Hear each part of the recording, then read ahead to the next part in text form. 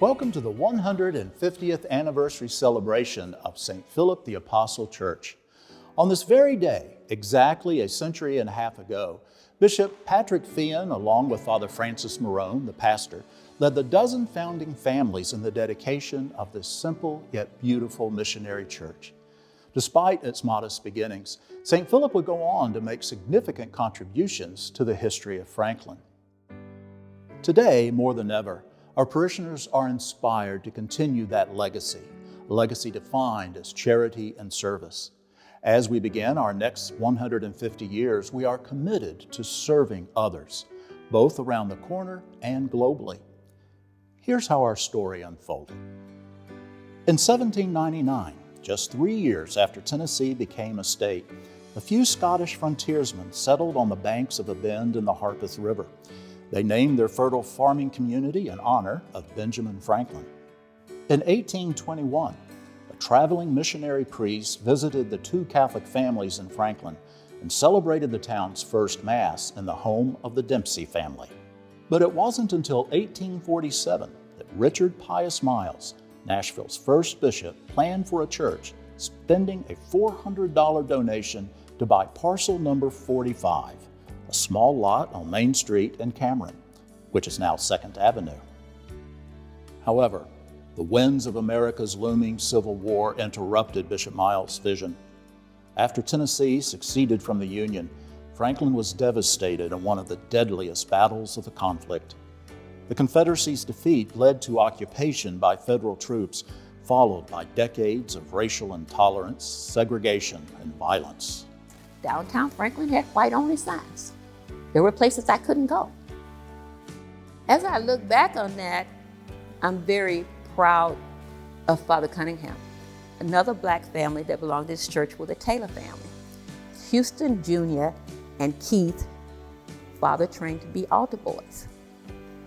And when they were on the altar one Sunday, the next Sunday he got a letter, and I have no idea who this letter came from this lady that said colored boys do not belong on the altar in a Catholic church. Father Cunningham was an English teacher at Ryan. He not only read the letter, he corrected the punctuation, he did everything. And then when he finished with the letter, he said, if you cannot sit beside anybody in this church, you need to leave. You could have heard a pin drop in this church. Yes, some people did get up and leave. Father Cunningham stood for what was right. Despite the grimness of post-war Franklin, in 1871, just 6 years after the end of the Civil War, 12 immigrant families, mostly Irish railroad workers, came together to erect this one-room chapel. My grandfather's parents are John Thomas and Mary Shea, who have real close ties to the church here. And they immigrated? They immigrated from Ireland, County Kerry. They came over to work on the railroad here, and some of them actually helped build this church. Made the bricks on site and built the church. And it's amazing how they all work together to provide statues and pews and kneelers, and they really built this church. I was going to comment on these windows. This Dennis Haggerty, in our research, we couldn't find a direct relationship with Dennis and his family, but we do know that he was related as one of the early settlers here, that he was a farmer. And there's another window a little further back that was donated by Jeremiah and Mary Shea, my great-grandparents. We're so grateful that we've been part of it. By 1898, we were growing. A rectory was added, and we were designated a parish. But another war would shrink our congregation, sending us back to missionary status. Post-war prosperity in the 60s and 70s increased parishioners, so we expanded, adding a new parish center in 1975. My family moved here in 1961 around Christmas when I was 5 years old, and I've been going here ever since. But this was the whole church back then, and it wouldn't even be full on a Sunday morning. It stayed that way for several years, but then in the 70s is when it really started growing, and then it just took off more and more after that. You're going to get everything you need here. Friends, family, spirituality, anything. You can talk to anybody here, just about anything. This is a unique place. It's just something special about it, and it's great for our spiritual lives. Thanks to Father Ed Arnold, our frugal but pragmatic pastor for 28 years, we responded to growth spurts, adding a community worship center in 1982 and expanding it in 1986. But more was needed. Finally, in 1995, we acquired an adjoining bank to build our current main church. And at that time, Father Arnold was not a willing pastor. He didn't want to come here, and he let it be known. When you're transferred, you've got to go where you got to go. He is a good administrator, let's put it that way. And he wouldn't spend a nickel if he had to.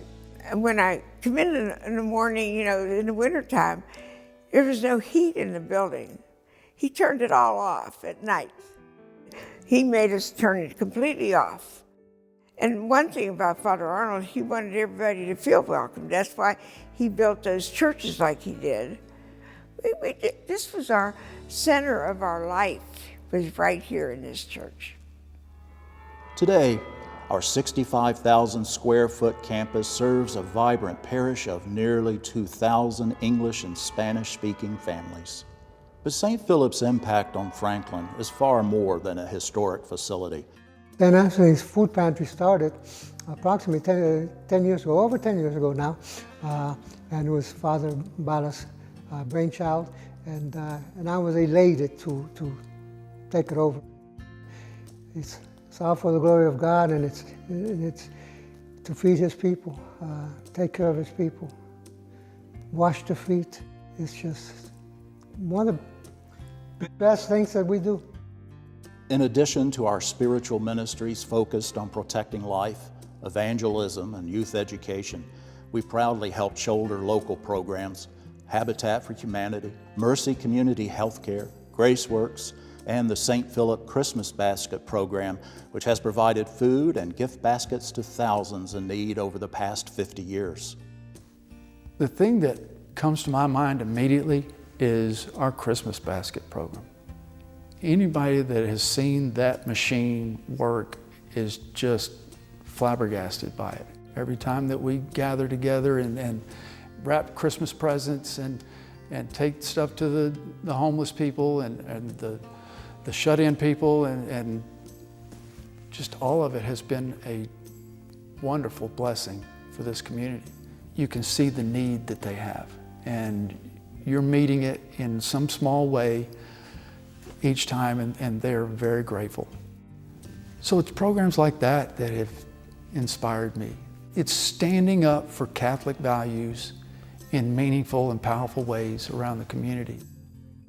St. Philip, the historic center of Catholicism in Williamson County, has also contributed to spreading our faith throughout the county by helping fund the creation of new parishes, including St. Matthew in Franklin, Holy Family in Brentwood, and the Church of the Nativity in Thompson Station. I think the thing I'm most proud of is certainly banking on faith is very important and very special to me because of the number of people that stepped up to help raise $1.2 million.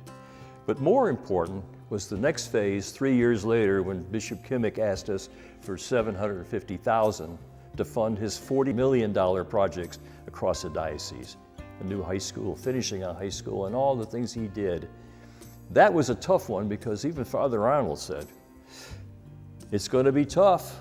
The $750,000, that's almost impossible. But our parishioners, they stepped up and they came up with $850,000. And our global missions are serving the poor. In India, we annually underwrite the work of the Franciscans by educating and feeding 840 destitute children. And our long-standing support of our sister parish in Haiti, where we feed and educate over 900 impoverished children. I think it was Mother Teresa that said, you know, whatever you do for one changes the life of that one. Just because you can't do great things, do the small things. And that's what we're trying to do. We need, as St. Philip, need to have a relationship with our sister parish in Haiti, and with our community in Honduras that we serve, and with our community in India that we serve.